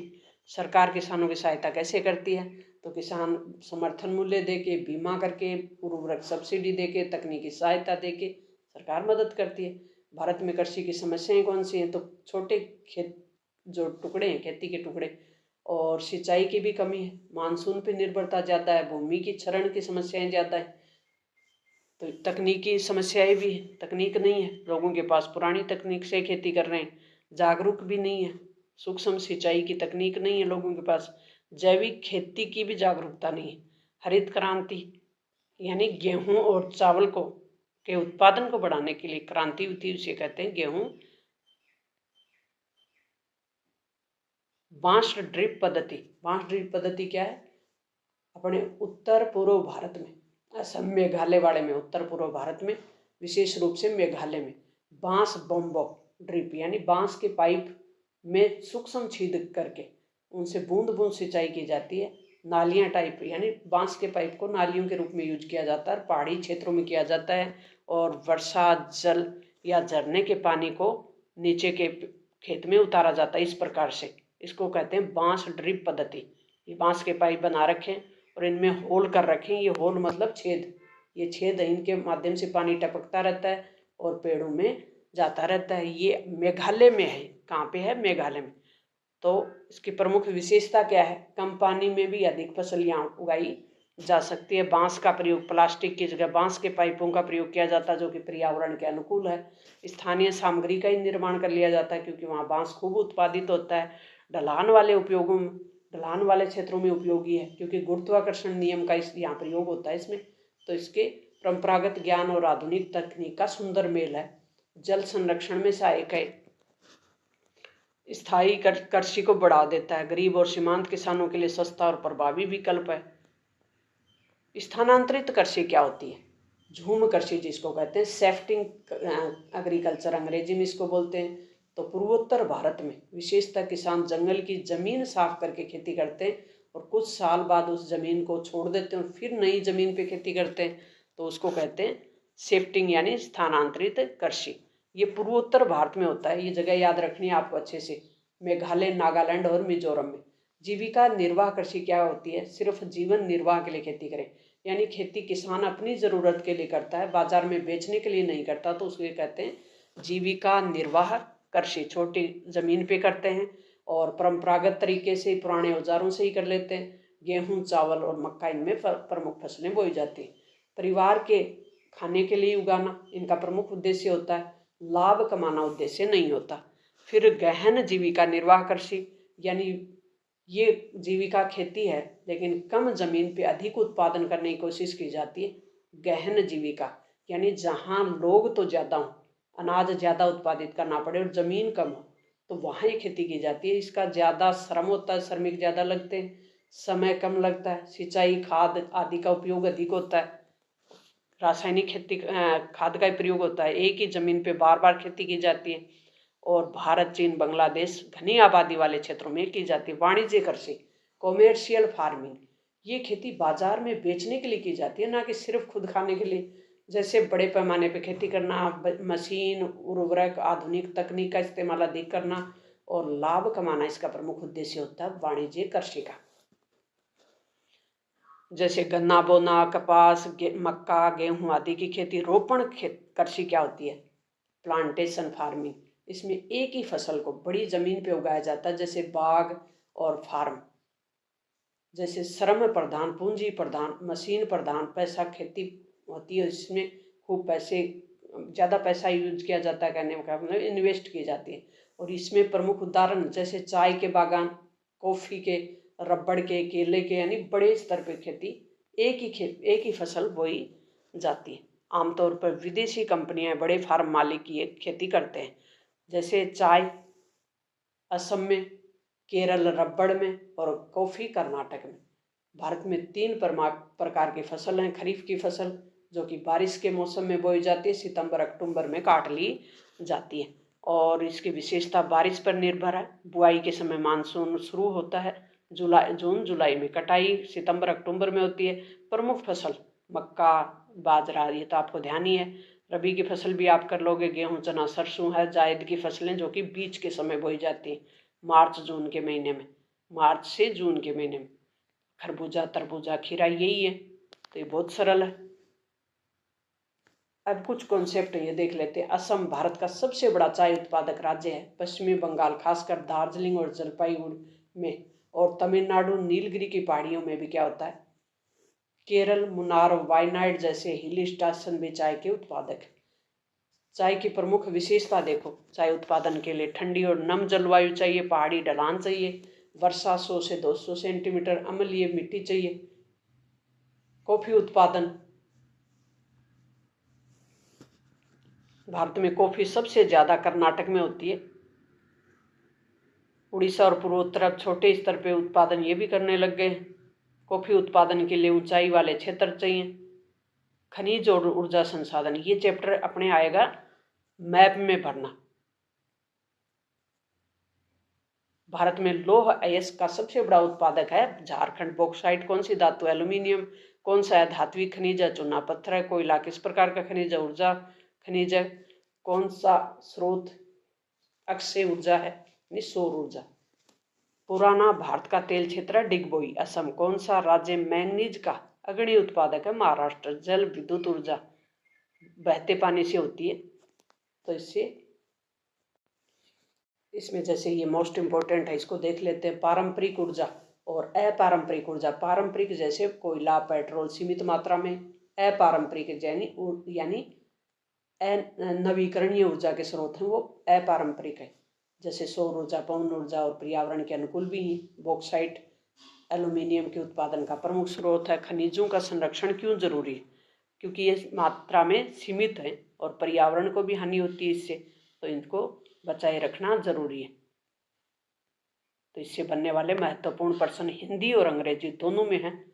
हिंदी वाले बच्चों को भी दिक्कत नहीं आए, अंग्रेजी वाले बच्चों को भी, इंग्लिश मीडियम वाले बच्चों को बहुत दिक्कत है, उनको जो चीज़ें हैं, जो नोट्स हैं वो नहीं मिल पाते, इसीलिए मदद की गई है। प्यारे विद्यार्थियों, नेक्स्ट प्रश्न चैप्टर है वो राष्ट्रीय अर्थव्यवस्था के जीवन रेखा है, और इससे परिवहन और संचार के साधनों पे ये अपना चैप्टर है। और भारत में 4 प्रकार के परिवहन के साधन हैं, सड़क हो गई, रेल हो गई, जल हो गई, वायु हो गई।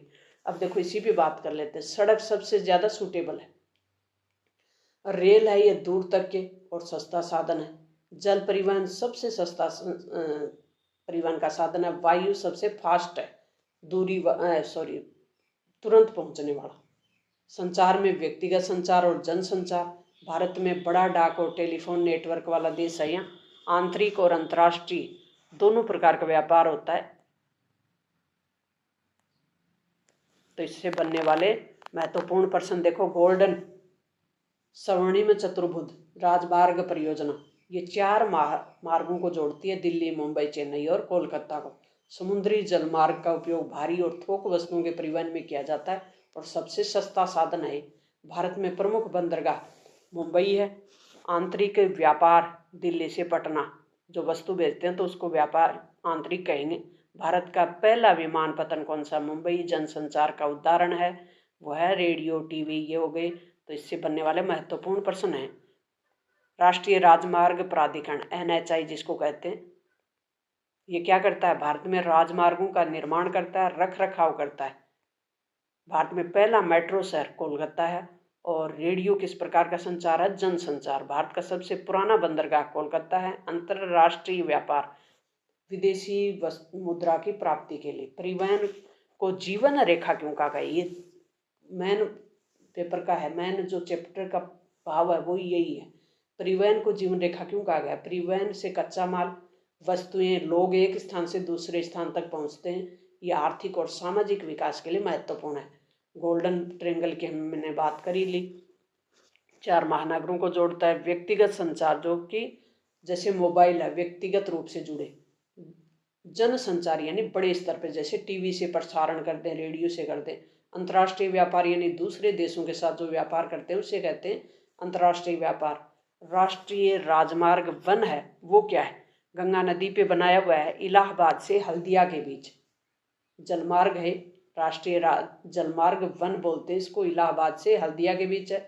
इससे बनने वाले लघुत्रात्मक प्रश्न हैं और इन प्रश्नों में आप अच्छे से याद कर सकते हैं। जनसंचार के माध्यम का महत्व समझाइए, भारत में बंदरगाहों का महत्व समझाइए।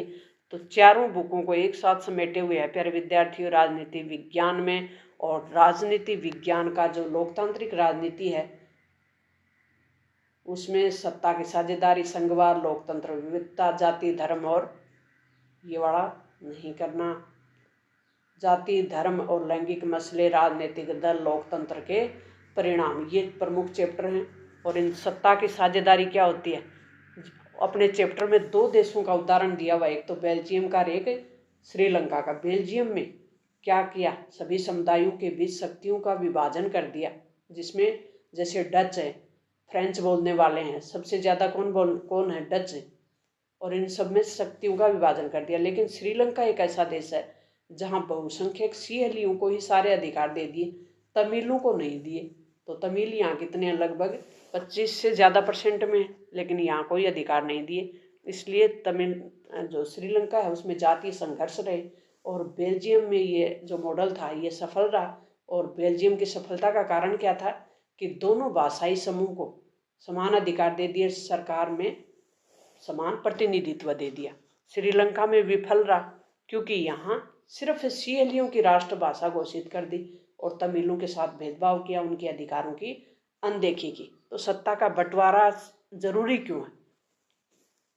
सत्ता का बंटवारा जरूरी क्यों है? शक्तियों के केंद्रीकरण है वो लोकतंत्र के खिलाफ है, यानी केंद्रीकरण से नुकसान होता है।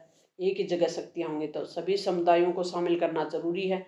और सत्ता साझा करने से संघर्ष की आशंका कम हो जाती है, इसलिए सत्ता का बंटवारा जरूरी है। इससे बनने वाले महत्वपूर्ण प्रश्न हैं, ये आप अच्छे से देख लें।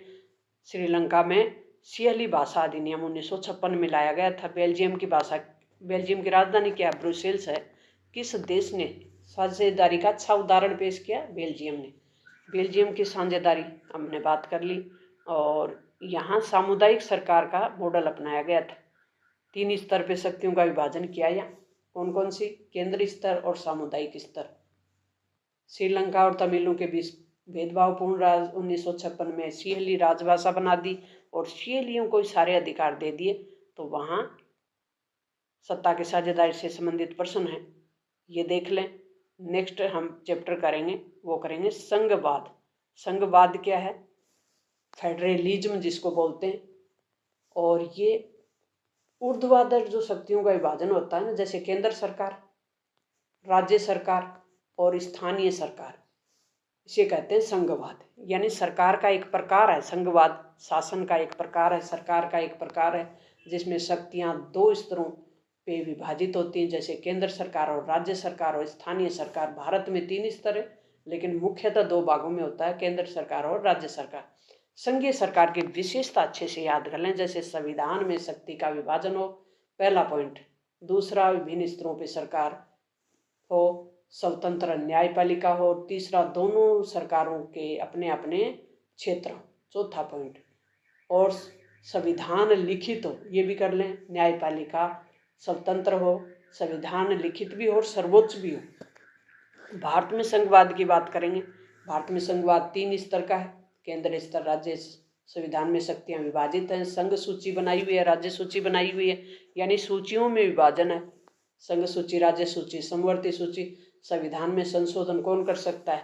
संघ और राज्य दोनों मिलकर संविधान में संशोधन करते हैं। भारत में संघवाद कैसा है? एकात्मक झुकाव की ओर है।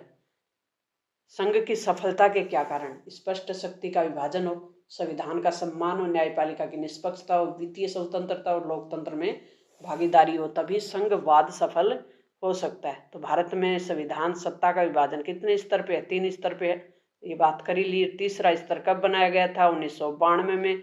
और किससे? 73वें संविधान और 74वें संविधान संशोधन द्वारा। सूचियों की बात कर लें, संघ सूची, समवर्ती सूची। संघ सूची पे केंद्र सरकार कानून बनाती है, इसमें 97 विषय याद रह जाएगा। रक्षा, विदेश मामले, राष्ट्रीय महत्व के विषय सारे इसी में। राज्य सूची पे सरकार कौन बनाता है? राज्य सरकार, जैसे पुलिस और स्वास्थ्य संबंधी विषय हो गए। समवर्ती सूची के विषयों पे कानून बनाती हैं दोनों सरकारें, जैसे शिक्षा हो गई, विवाह हो गया, ये कानून समवर्ती सूची के विषय हैं। और दोनों सरकारों में अगर विवाद हो जाए तो समवर्ती सूची में केंद्र सरकार के कानून हैं, वही फिर मान्य होते हैं विवाद होने पे। भारत संघीय राज्य क्यों है? संघीय राज्य क्यों है भारत में? तो सत्ता का विभाजन विभिन्न स्तरों पे किया गया, केंद्र और राज्यों के बीच किया गया। तो इसमें 3 सूचियां बना दी गई हैं। इसके अलावा भारत में न्यायपालिका स्वतंत्र है, राज्यों को सरकार चुनने का अधिकार है। विशेषताएं फिर भी ये एकात्मकता की ओर झुकाव है। विकेंद्रीकरण क्या होता है? शक्तियों का विभाजन, यानी सत्ता, निर्णय लेने की शक्ति है वो उनका वितरण कर दिया जाए, एक ही जगह ना हो, तो उसे कहेंगे विकेंद्रीकरण। इसको देख लें अच्छे से। और केंद्रीकरण इसका विपरीत, एकदम विपरीत हो जाएगा केंद्रीकरण।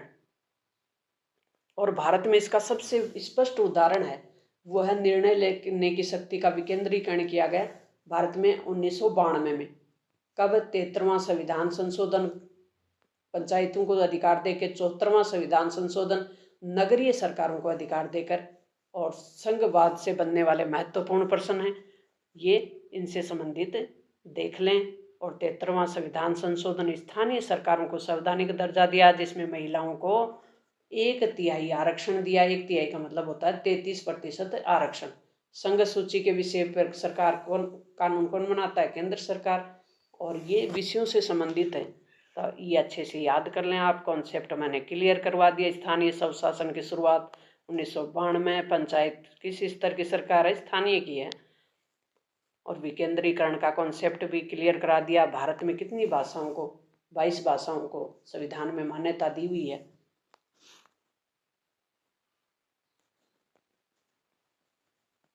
नेक्स्ट है जाति, धर्म और लैंगिक मसले। इस चैप्टर से संबंधित मुख्य बिंदु क्या है? लैंगिक मतलब महिला और पुरुष के बीच, समाज में स्त्री और पुरुष के बीच अधिकार, अवसर, समान का भेदभाव होता है, उसे लैंगिक मसले कहते हैं। लैंगिक असमानता कहते हैं। लड़कियों की शिक्षा कम, शिक्षा, काम के अवसर, वेतन में कमी, राजनीति में महिलाओं की भागीदारी कम, ये क्या है, असमानता के मुद्दे हैं सारे। महिलाओं को राजनीतिक प्रतिनिधित्व, तो पंचायतों में 33% आरक्षण मिला हुआ है, और संसद और विधानसभा में महिलाओं को अभी तक कोई आरक्षण नहीं है। धर्म और राजनीति, धर्म के आधार पर सांप्रदायिकता फैलती है। धर्म यानी मेरा धर्म श्रेष्ठ है, दूसरे का धर्म कम है, इसी के आधार पे जो विवाद होता है, हिंसा होती है, उसे कहते हैं धर्म की राजनीति, सांप्रदायिकता। क्या कहते हैं? सांप्रदायिकता। और इससे विवाद उत्पन्न होते हैं, हिंसा होती है, तनाव होता है। तो सांप्रदायिकता बहुत खतरनाक होती है, इससे देश टूट सकता है। भारत एक धर्मनिरपेक्ष राज्य है, यानी कोई भी धर्म को विशेष नहीं माना गया है। यहाँ भारत की नज़र में, राज्य की नज़र में सभी धर्म बराबर हैं, इसको कहते हैं धर्मनिरपेक्षता। धार्मिक बहुसंख्यक खतरनाक होती है, जैसे धर्म के आधार पे, जैसे उस वहाँ किया गया था श्रीलंका में, वो धार्मिक बहुसंख्यकवाद था, उसी से सीख लें अब, वो खतरनाक था। और वहाँ गृह युद्ध जारी रहा, जो कि 2009 तक चला। जाति पे आधारित जो भेदभाव होता है ना, उसको कहते हैं जातिवाद। और जातिवाद भी समाज में भेदभाव को उत्पन्न करता है, जातिवाद भी सही नहीं होता। तो इससे बनने वाले महत्वपूर्ण प्रश्न हैं। और नेक्स्ट प्रश्न है राजनीतिक दल। राजनीतिक दल क्या होते हैं? तो राजनीति लोगों के विचार, उद्देश्य मिलकर एक संगठन बनाते हैं, उसे कहते हैं राजनीतिक दल। राजनीतिक दलों के प्रकार, राष्ट्रीय स्तर के दल जैसे बीजेपी और कांग्रेस राष्ट्रीय स्तर के दल हैं। क्षेत्रीय दल जो क्षेत्र विशेष पे चुनाव लड़ते हैं और वहीं पे सरकार बनाते हैं, जैसे शिवसेना हो गई, और डीएमके हो गई, अन्य डीएमके हो गई। धार्मिक और जातीय क्षेत्रीय दल हो गए। इससे बनने वाले महत्वपूर्ण प्रश्न,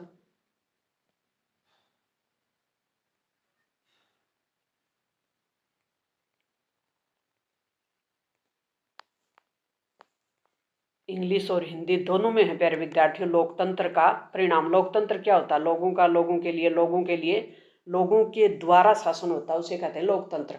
लोकतंत्र सबसे अच्छी शासन व्यवस्था क्यों मानी गई है? क्योंकि इसमें उत्तरदायित्व होता है, जनता की जरूरतों को ध्यान में रखा जाता है, समस्याओं का समाधान किया जाता है। फिर जवाबदेही होती है इसमें, नेता सरकार जनता के चुने हुए होते हैं, तो जनता के प्रति ही जवाबदेह होते हैं। विकास, आर्थिक और सामाजिक सुधार भी जोड़ दिया जाता है। लोकतंत्र और आर्थिक विकास। हालांकि लोकतंत्र में आर्थिक विकास धीरे होता है। क्यों? क्योंकि इसमें निर्णय लेने में समय लग जाता है, विचार विमर्श करके निर्णय लिया जाता है, इसलिए समय लग जाता है। जबकि जो तानाशाही होती है उसमें आर्थिक विकास तेज होता है, क्योंकि यहाँ किसी से निर्णय नहीं लेना पड़ता, किसी से विचार विमर्श नहीं करना पड़ता, इसलिए लोकतंत्र स्थायी है, न्याय संगत विकास को प्राथमिकता देता है। लेकिन अगर तेज विकास करना है तो तानाशाही है, लेकिन लोकतंत्र में स्थायी विकास करना है, न्याय संगत विकास, यानी सब तक न्याय पहुंचे, इस प्रकार का विकास लोकतंत्र में ही संभव है। लोकतंत्र और सामाजिक विविधता भी बनी रहती है लोकतंत्र में गरीबी, असमानता, यानी गरीब लोगों के लिए विशेष ध्यान दिया जाता है।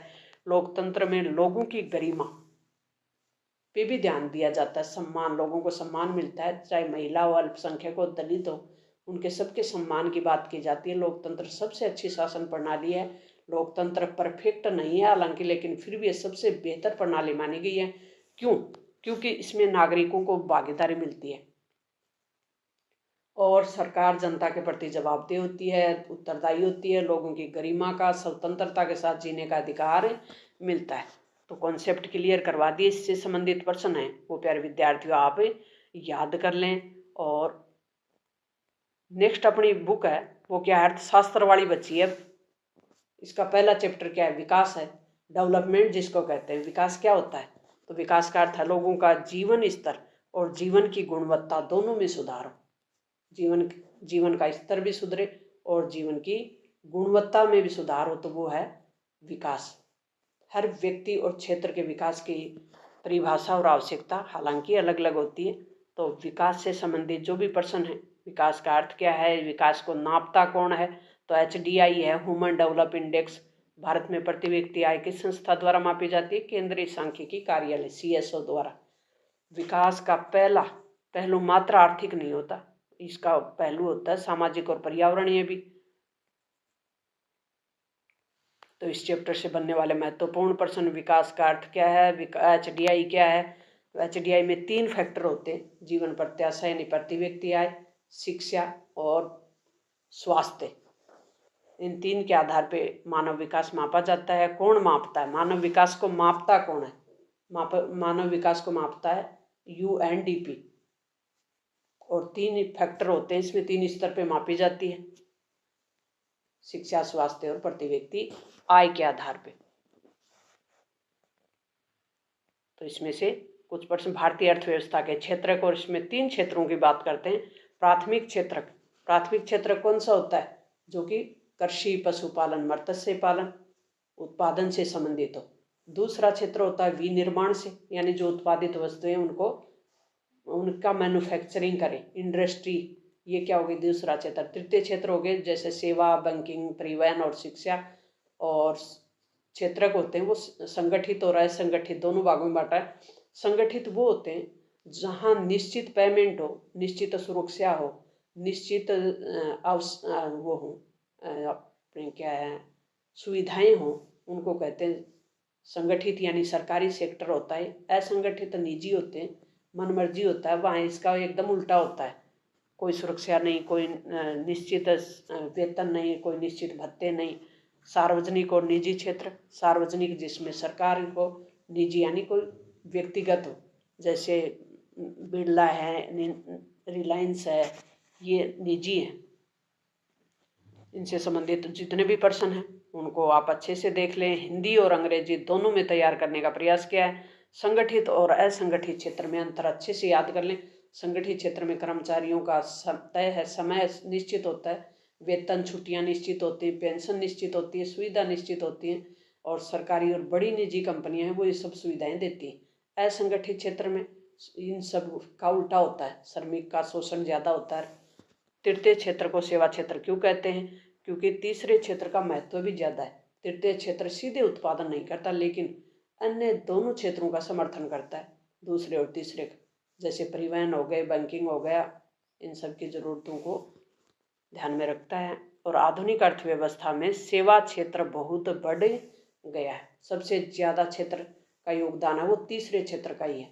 सार्वजनिक और निजी क्षेत्र जिसमें सरकार का स्वामित्व हो, सार्वजनिक, और जिसमें जैसे रेलवे है, डाक विभाग है, और जो निजी हैं जिसमें व्यक्ति विशेष का नियंत्रण हो, उसे कहते हैं निजी। छुपी हुई बेरोजगारी से अर्थव्यवस्था पे क्या? छुपी हुई बेरोजगारी किस खेती में होती है? बेरोजगारी किसे कहते हैं? जैसे लोग योग्य हो लेकिन उसे काम नहीं मिले तो उसे बेरोजगार कहते हैं। मुद्रा और साख वाला है नेक्स्ट चैप्टर। और मुद्रा का मतलब पैसा,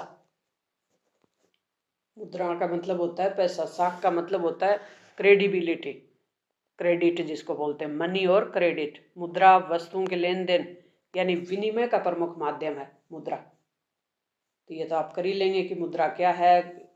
इससे संबंधित आपको साख का मतलब होता है क्रेडिट, यानी साख का अर्थ उधार लेना है, देना जिसके आधार पे मिलता है उसको कहते हैं क्रेडिट।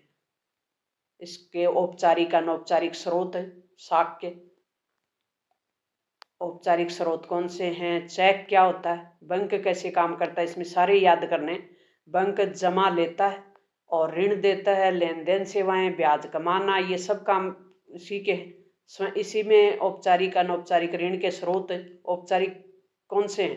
जैसे देखो, क्यों जरूरी है गरीबों के लिए, क्यों जरूरी होती है गरीबों को औपचारिक स्रोतों से ऋण मिले? औपचारिक स्रोत कौन से हैं? बैंक वाले हैं, क्योंकि वहाँ ब्याज कम होता है, आसानी से ऋण मिल जाता है, आर्थिक रूप से आत्मनिर्भर बन सके और उनका शोषण नहीं हो, आर्थिक असमानता भी कम हो। क्योंकि अनौपचारिक स्रोतों से, साहूकारों से, रिश्तेदारों से अनौपचारिक स्रोत ये होते हैं, और इनसे ऋण लेंगे तो ब्याज दर अधिक लगेगी। तो इससे बनने वाले प्रश्न हैं वो प्यारे विद्यार्थियों। नेक्स्ट और अंतिम चैप्टर है वो उपभोक्ता आंदोलन का है। और उपभोक्ता अधिकार कौन कौन से हैं ये याद कर लें। उपभोक्ता है उसके भी कोई भूमिका है ना, उसकी क्या है उपभोक्ता होने का। उपभोक्ता को होने वाला शोषण, उपभोक्ता आंदोलन की शुरुआत, उपभोक्ता अधिकार, इस चैप्टर में सारे पढ़ेंगे। कोपरा क्या है?